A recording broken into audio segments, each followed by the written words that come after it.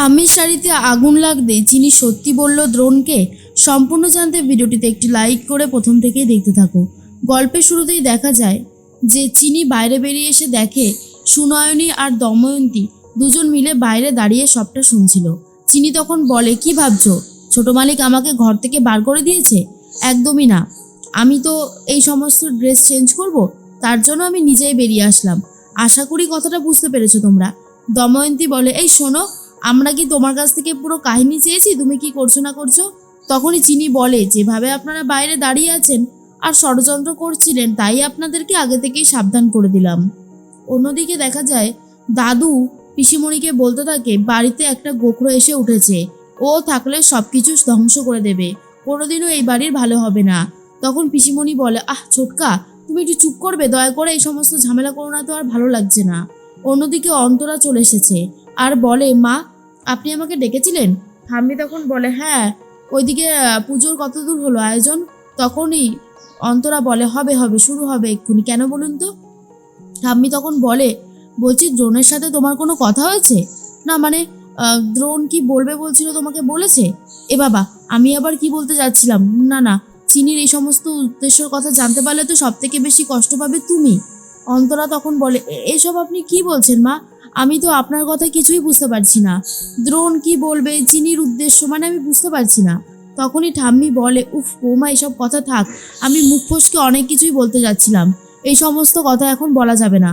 তখনই অন্তরা বলে, কি বলা যাবে না? আপনার কোনো কথাই আমি ঠিক বুঝতে পারছি না। ঠাম্মি তখন বলে, বুঝবে বুঝবে, কয়েকদিন পরেই বুঝতে পারবে। বড়মা তখন বলে, আহ হেম, একটু পরেই পুজোর আয়োজন শুরু হবে, এ সমস্ত কথা এখন তুই বলিস না। এরপরেই ঠাম্মি তখন বলে, দেখো বৌমা, চিনিকে তো তুমি অনেক আশা করে এই বাড়ির বউ করে এনেছো। চিনির কি উদ্দেশ্য রয়েছে সেটা যদি তুমি জানতে পারো তাহলে তুমি সত্যি খুব কষ্ট পাবে। দ্রোণ দাদুভাই হয়তো তার জন্যই তোমাকে বলেনি সবটা। অন্তরা মনে মনে ভাবে, হ্যাঁ সত্যি তো, দ্রোণ তো আমাকে কিছু একটা বলতে চাইছিল, কিন্তু বলতে গিয়েও বলতে পারলো না, আবার চুপ করে গেল। এর মধ্যেই ঠাম্মি চুপ করিয়ে দেয় অন্তরাকে। চিনি ঠাকুরের কাছে প্রার্থনা করতে থাকে, সব যেন ঠিক হয়ে যায়, আমি যেন এই সংসারের প্রত্যেকটা মানুষকে নিয়ে সুখে শান্তিতে সংসার করতে পারি, তুমি দেখো ঠাকুর। এর মধ্যেই অন্তরা চলে এসেছে আর বলে, চিনি পুজোর আয়োজন শুরু হবে তো? চিনি তখন বলে, হ্যাঁ মা, সব কিছু শুরু হবে, তুমি আমাকে পুজোর নিয়মকানুনগুলো একটু বলে দিও, তাহলে আমার অনেকটাই সুবিধা হবে। বলে দেবে তো?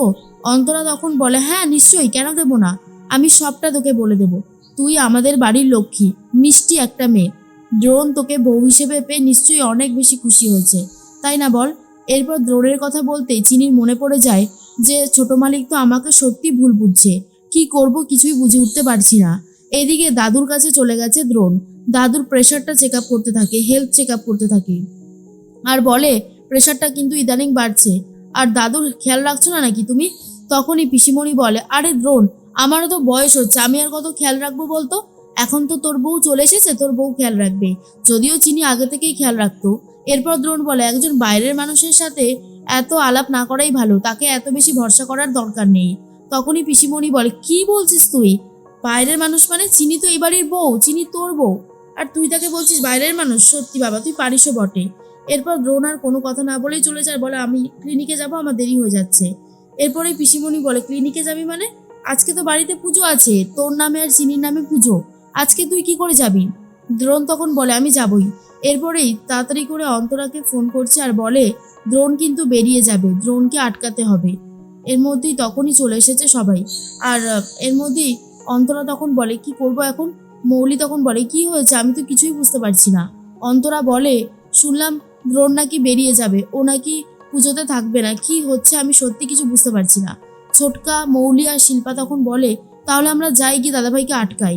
এরপর অন্তরা বলে, দাঁড়া, তোরা যাবি না, চিনি চিনি আটকাবে দ্রোণকে, কারণ চিনির পক্ষেই এটা সম্ভব। যার মঙ্গলের জন্য পুজো, তাকে তো এই পুজো তো থাকতেই হবে, বাকিটা চিনি সামলে নেবে। এরপর চিনি মনে মনে বলে, মা আমাকে বলছে ছোট মালিককে আটকাতে, কিন্তু আমি কি করে ছোট মালিককে আটকাবো? ছোট মালিক তো আমার কথা ইদানিং শুনতেই চায় না। এ ভগবান, কোন ঝামেলায় পড়লাম আমি। আর অন্যদিকে চলে এসেছে অপালা। অপালা তখন এইসব কিছু আয়োজন দেখে মনে মনে বলতে থাকে, এইসব দ্রোণ কিছুই করবে না, আমি খুব ভালো মতন জানি। শুনলাম মতো নাকি ক্লিনিকেও বেরিয়ে যাচ্ছে, এবারে হাড়ে হাড়ে টের পাবে এই চিনি। তখনই দ্রোণ চলে এসেছে, ঠাকুরের সামনে নমস্কার করে আর বলে, ঠাকুর তুমি সব ভালো রেখো। এরপরে দ্রোণ চলে যাচ্ছিল, আর তখনই চিনি বলে পা ভেঙে গেছে। দ্রোণ তখন এগিয়ে আসে আর বলে, কি করে পা ভাঙলো? হ্যাঁ, পা ভাঙলে এখানে বসে আছো কেন তুমি? তোমার কি কোনো কাণ্ডজ্ঞান নেই নাকি? এরপরেই চিনিকে কোলে তুলে নিয়েছে, যেটা দেখার পর ঠাম্মি বলে, আদিক্ষেতা সহ্য হচ্ছে না, বাড়াবাড়ির একটা চূড়ান্ত সীমায় পৌঁছে গেছে এই দ্রোণ। সবসময় চিনিকে এত দেখভাল করার কি আছে? এরপর অন্তরা মনে মনে হাসতে থাকে। আর অন্যদিকে ছোটকা বলে, দেখলি তো কিরকম ভাবে আমাদের দ্রোণ চিনিকে একেবারে কোলে তুলে নিল। তখনই চিনি বলে, ছোট মালিক আমাকে কেন কোলে নিলেন? তখনই ছোট মালিক বলে, কারণ তোমাকে ডাক্তারের কাছে নিয়ে যেতে হবে, হসপিটালে নিয়ে যেতে হবে। এরপর যখন পুরো পাটাই কেটে বাদ হয়ে যাবে তখন বুঝবে এরকম পা ভাঙানি অবস্থায় বসে আছে। তখনই চিনি বলে, ছোট মালিক আমি কি আপনাকে একবারও বলেছি যে আমার পা ভেঙে গেছে? কথাটা শোনার পরেই দ্রোণ তখন বলে, মানে কি বলতে চাইছো তুমি? তোমার কোনো কথাই তো আমি বুঝতে পারছি না। চিনি তখন বলে, আমি এটাই বলতে চাইছি যে আমার পা ভেঙে গেছে, আমি তো একবারও আপনাকে বলিনি সে কথা, তাই না? আপনি হুশ করে এসে আমাকে কোলে তুলে নিলেন। দ্রোণ তখন বলে, তাহলে কার ভেঙেছে?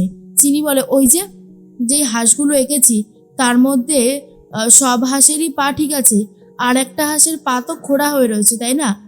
বলছিলাম যদি আপনি পুজোতে বসতেন তাহলে ওইটা ঠিক হয়ে যেত। আর এটা শোনার পরে অন্তরা হাসতে থাকে, আর মনে মনে বলে, ওরে মেয়ে, কি মাথার মধ্যে দুষ্টু বুদ্ধিই না রেখেছে, ভাবা যায়। এরপর অপালা বলে, সত্যি চিনির বাড়াবাড়িগুলো সহ্য হচ্ছে না। এরপর চিনি বলে, কি হলো ছোট মালিক, আপনি যে দাঁড়িয়ে পড়লেন? আপনি দয়া করে পোশাকটা পরে আসুন আর পুজোতে বসে পড়ুন। আজকের এই পুজোটা আপনার আর আমার মঙ্গলের জন্য হচ্ছে, দয়া করে যান। আর তখন চিনিকে কোল থেকে ফেলে দেয় দ্রোণ, আর চিনির কোমরে প্রচণ্ড জোরে চোট লাগে। অন্তরা তখন বলে, এ কি দ্রোণ, তুই ওকে এইভাবে ফেলে দিলি কেন? তখনই দ্রোণ বলে, তাহলে ও মিথ্যে কথা বললো কেন? এরপর অন্তরা বলে, মিথ্যে কথা কোথায় বলেছে, ও তো সত্যিই বলেছে। তুই তো পুরো কথাটা না শুনে এই কাণ্ডটা করলি, যা গিয়ে পাঞ্জাবিটা পরে আয়। এর মধ্যেই অন্তরা বলে, চিনি তোর খুব লেগেছে তাই না? চিনি তখন বলে, না না, কোথায় লেগেছে, কি যে বলো না, একদমই লাগেনি। ছোট মালিক যে পুজোয় বসতে রাজি হয়েছে এই অনেক। তখন অন্তরা মনে মনে ভাবে, দ্রোণের সাথে চিনি ঠিকভাবে কথাই বলছে না, এমনটা হওয়ার ঠিক কারণ কি আমিও বুঝতে পারছি না। তাহলে কি সত্যি ওদের মধ্যে কোনো ঝামেলা হয়েছে?